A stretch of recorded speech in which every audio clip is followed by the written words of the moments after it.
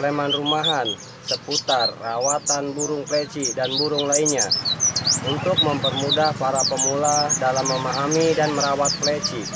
Mari ramaikan Sleman Rumahan agar dunia pleci makin diminati. Jangan lupa like, share, dan subscribe. Assalamualaikum sahabat setia Sleman Rumahan dimanapun berada. Mudah-mudahan pada sehat walafiat, tambah gacor burungnya, tambah membanggakan.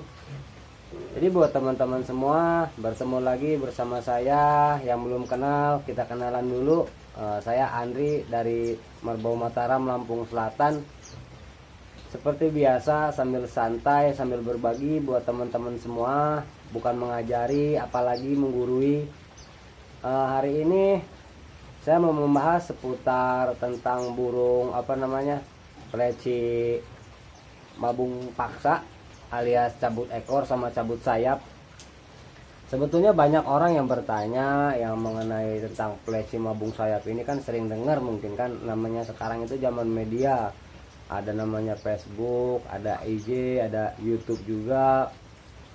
Itu burung pleci dicabut sayap, dicabut ekor. Nah, memang ada beberapa manfaatnya, cuma saya sendiri dari kemarin-kemarin setiap bertanya, saya nggak pernah merekomendasikan, dan saya sendiri juga belum pernah melakukan. Karena ada beberapa hal, tahapan-tahapan yang harus kita perhatikan buat teman-teman mungkin yang sudah melakukan atau juga belum melakukan akan melakukan. Bisa disimak video ini. Dan juga jangan lupa buat teman-teman semua yang belum subscribe, mari subscribe dulu secara gratis. Dukung channel Sleman Rumahan biar lebih berkembang, biar lebih maju. Kita ramaikan media pleci-pleci juga, buat di media-media kita ramaikan.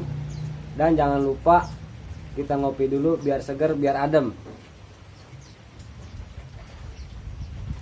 Nah, jadi yang masih bingung apa sih itu mabung paksa. Nah, mabung paksa itu ya seperti itu. Burung belum wayahnya mabung, apa wayahnya ya? Kalau dalam bahasa Indonesianya belum waktunya. Jadi dia belum waktunya mabung, udah dibikin mabung. Nah, biasanya itu manfaatnya buat yang pertama itu mengisi materi atau juga menghilangkan materi. Nah, kayak misalnya suara burung, suara pleci itu ada isian burung kutilang, atau juga suara kadasi, atau suara burung lainnya yang kita nggak suka, kemudian mau kita ganti materi.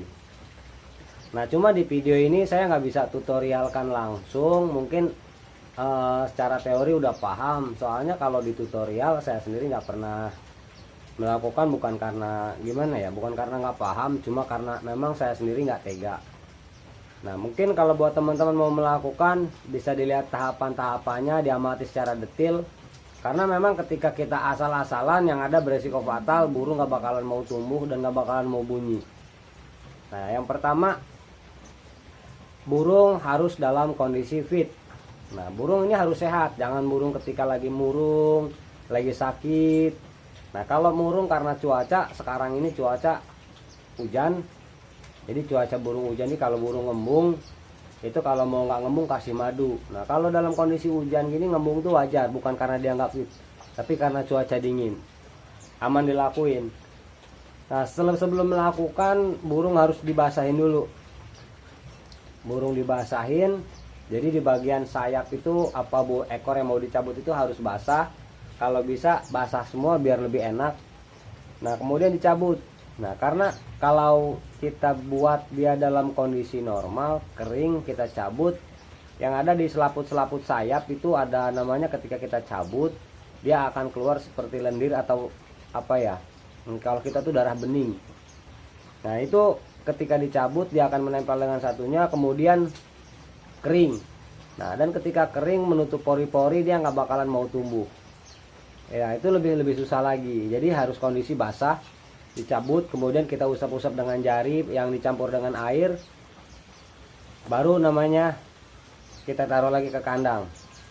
Nah, setelah kita masukin, perawatannya harus kita perhatiin, karena perawatan dia ketika kita cabut otomatis dia nggak sehat, karena kita sendiri punya rambut, kita cabut satu rambut aja udah terasa rasa sakit gatel, apalagi burung, posisi bulu sayap yang besar, otomatis dia nggak fit. Nah, ketika dia nggak fit, jangan dijemur dulu, jangan diumbar dulu, jangan dikoloni dulu, diistirahatkan dalam kerodong. Kalau pagi diembunkan nggak apa-apa. Nah, kemudian rutin dimasterin. Kalau mau rutin, cara masterinya gimana, itu udah lengkap, udah saya buat, tinggal disimak aja di deskripsi video, tinggal dilihat. Nah, kemudian dalam merawat pleci ini juga jangan didoping dulu, karena ketika burung nggak fit itu dia nggak bakalan mau namanya dipaksa bunyi juga susah, karena dia nggak fit, yang ada malah rusak. Kalau bisa birahinya diturunin dulu, rawatan standar. EF juga jangan dikasih, banyakin buah pisang. Nah, jadi buah pisang ini dibanyakin, karena kandungan buah pisang itu bisa buat numbuhin bulu. Nah, jadi kalau udah seperti itu, tinggal tunggu proses tumbuhnya bulu.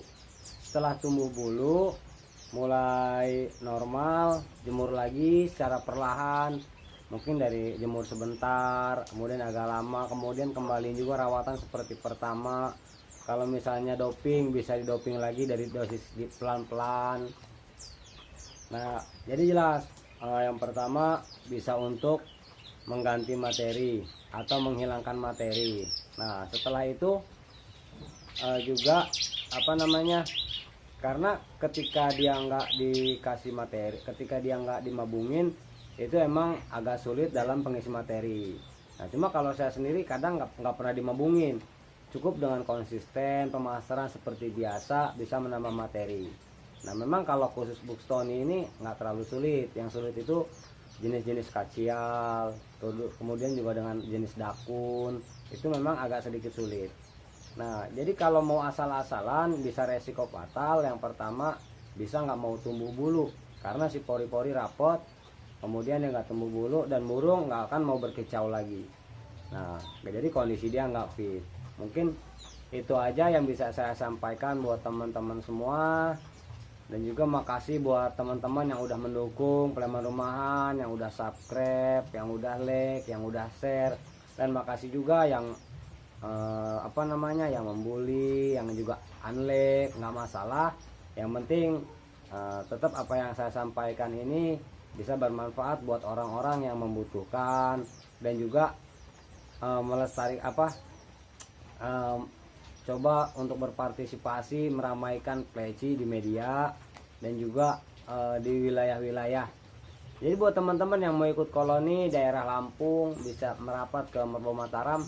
Alhamdulillah sekarang sedikit-sedikit sahabat koloni ini udah terbangun, udah beberapa anggota, ada grup pribadi juga. Mudah-mudahan suatu saat nanti bisa turun ke event-event ke Pleman lainnya. Itu aja dari saya. Sekali lagi bukan mengajari apalagi menggurui, hanya sekedar santai sambil berbagi. Mudah-mudahan ada manfaatnya. Wassalamualaikum warahmatullahi wabarakatuh. Pleman Rumahan seputar rawatan burung pleci dan burung lainnya untuk mempermudah para pemula dalam memahami dan merawat pleci. Mari ramaikan Pleman Rumahan agar dunia pleci makin diminati. Jangan lupa like, share, dan subscribe.